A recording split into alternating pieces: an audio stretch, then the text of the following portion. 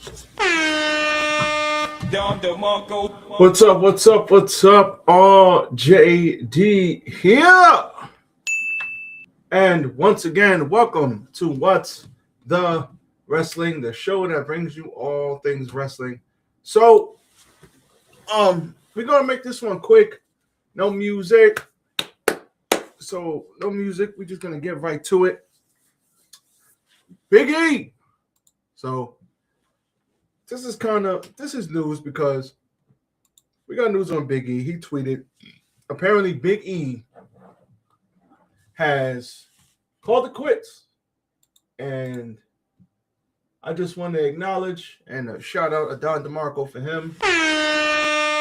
Don DeMarco. Because it definitely could have been much worse for Big E. And I am grateful that he is okay. So, Big E took the Twitch, my bad, not Twitch. Nope. Took to the Twitter, aka X, and he had something to say. So, on his Twitter, he said, and this is at 6 o'clock on February 6th, 2 days ago, literally 2 days to the minute. 6:01 2 days ago, and it's 6:01 when I'm recording this. That's crazy. But I entered the pro wrestling industry at the age 23 with an injury history that included a torn left ACL, a torn right ACL, a torn pec, and a broken right patella. At 39, I'm well aware that I will one day have to pay the piper. I put my body through a lot, and somehow I feel great. I don't battle daily pain. I'm able to function normally and healthfully. I'm eternally grateful for the wonderful career I stumbled into. I pray for all of my fellow athletes and performers who have not had the same good fortune. A sincere thank you to everyone who has taken the time to follow my in-ring career. It was an immeasurable gift to get to perform for you all. Now, Big E, in case you didn't know, got dropped on his neck, unfortunately. And the way he went out kind of sucked. But at the end of the day, seeing how bad that injury was and how dangerous that belly-to-belly is, I believe Ridge Holland hit it with a belly-to-belly, and he didn't quite get the rotation all the way over, and he literally landed right on his neck. And thank God he didn't break his C1, because we all would have been very shocked at what happens. But I think he broke two of the lower discs or something like that, or fractured them. Had surgery. If you see him, he's still kind of doing the Sylvester Stallone stiff neck thing. But at the end of the day, he broke his neck, and he has a good quality of life, and it seems like he's okay. And he is, at least he can live a full life. He's 39 years old, and he's got a lot of life ahead of him. And he can do a lot. So, as per WrestlingInc.com, they say, sadly, his in-ring retirement stems from a broken neck he sustained in March 2022. Since that tragic injury, he hasn't wrestled. However, he's been an active part of WWE pre- and post-PLE shows based on the power of positivity he radiates at those special events. Summer Sports has officially declared the former WWE champion as an analyst for its newest weekly program, The Evaluation, which will drop its premiere episode next Thursday. So at the end of the day, if this is it for Big E, then I ain't mad at it. I ain't mad at it because he's got a good quality of life. At the end of the day, I know some wrestlers, it's like they always say, the same ballet, right? But I'm just happy that Big E is going to be able to, I believe he's married now. I believe he's married now. He's still on WWE TV. Like he said, he's put his body through a lot. He was a former powerlifter. He's a world-class athlete. And it might be hard for somebody like Big E to move on, because don't get it twisted. he has the power of positivity, but he is human, and it wouldn't surprise me if he's like, sad because he wants to come back. And who knows? You can never say never. It's wrestling. You never know. We've seen people come back from different things that we never thought would wrestle. A broken neck is something serious, but we've seen other people come back from other things. So we'll see if he wants or chooses to go. Excuse me. If he wants or chooses to go that route, I'm all for it. I want to see him be safe. I want to see good quality of life. I want to see him run up a bag. Brother, go get the bag. I love to see wrestlers, especially black wrestlers, run up the bag and go do something positive and impact millions and millions of people. I was happy as hell when he won the title. I thought they kind of hot-shotted it a little bit, but all in all, I was happy. Excuse me. I was happy, and I was grateful that I got to see it when he did win the title. But he's human, and I'm sure it's like, damn, I'm sure 101 million things ran through his mind. What's going to happen? Am I okay? Am I going to be okay? Am I going to live? Am I going to die? Like, I'm sure there's a million things that ran through his mind. But at the end of the day, he can walk, he can talk. He has all of the five senses God gave him, and he has that power of positivity. And if he wants to, he could turn it into whatever he wants to turn it into. And that's the beauty about it. He has a job. He can, provide for his family and continue to provide for his family. He's pretty good at this, at the pre-shows and the post-shows. He's pretty good at that. I'm not even going to lie. He's still entertaining. He still has the power of positivity. You can still intertwine him in the show somehow, some way. Maybe not in a physical capacity, but he can be there as a mouthpiece. And as long as he continues to develop the mouthpiece, he'll be good. So at the end of the day, whatever he has to do to have a high quality of life after wrestling, that's the most important thing. Because wrestling, just like any sport, you can't do it forever. Unless you're Ric Flair, because Ric Flair probably going to wrestle until the day he die. Shout out to Ric Flair. But you can't do it forever. Eventually, out with the old, in with the new. Now, Big E's time was cut a little bit short, but he still has a job. He still has other avenues, and he's still in position that he can use this to catapult to other things if he so chooses. He still has interests.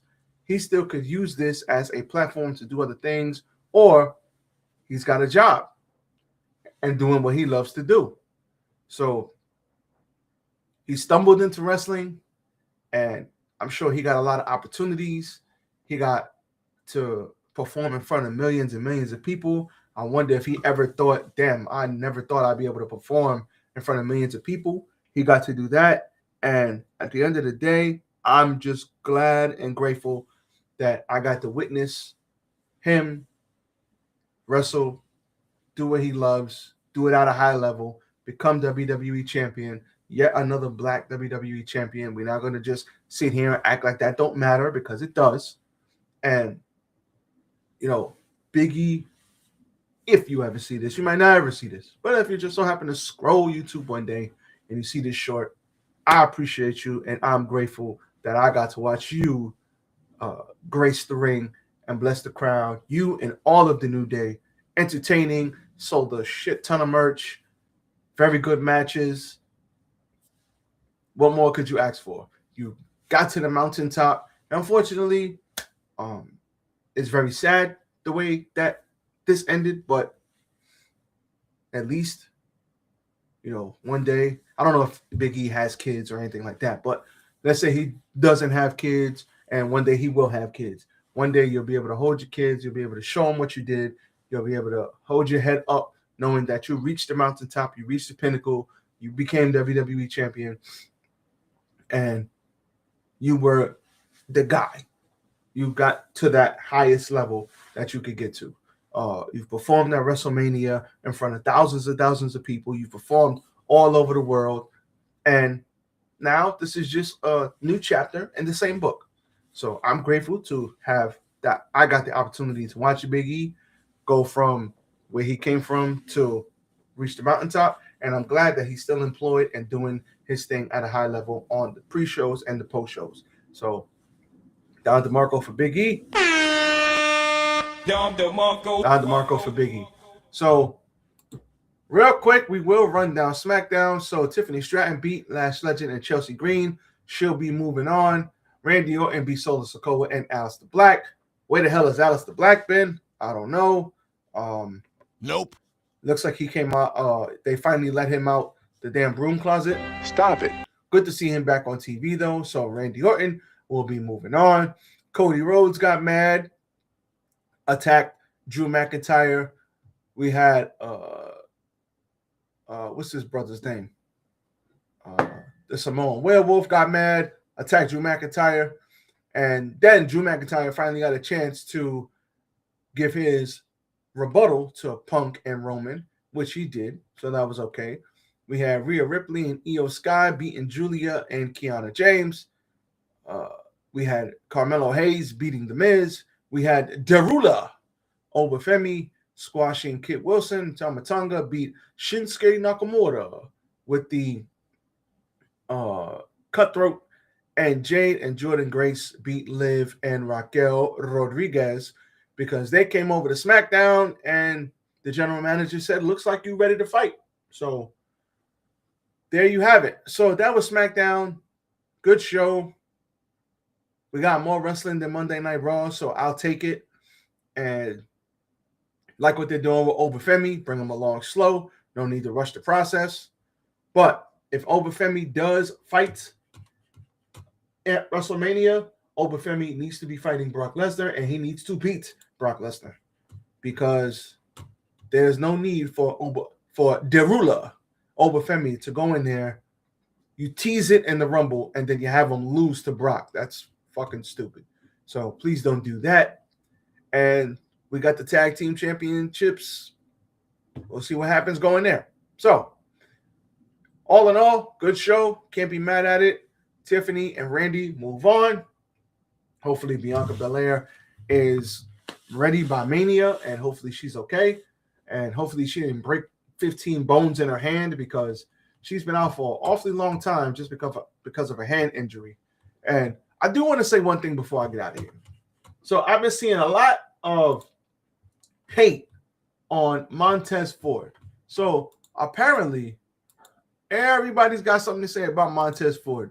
So I don't know what the hell's going on, but people are losing their mind because Montez seems to have put on a little weight. There's this. Hold on, let me pull it up. So there's this clip going around of him, I guess, trying to take his shirt off, and somebody was helping him take his shirt off, and everybody was looking at him like, "What the hell happened?" He's got a little gut. I want to pull it up so y'all can see it. But everybody's getting on Montez, man. Yo, Montez, why they coming for you, man? Why they coming for you, man? Oh, hell no. Yo, people were really coming for this brother. And I'm like, God damn, cut him some slack, yo. So, no, I'm not going to be, here it go. So, this is Ringside News. So, Mr. Montez Ford, he gained a little weight. It's okay. It happens to the best of us. He's still a freakish athlete. He still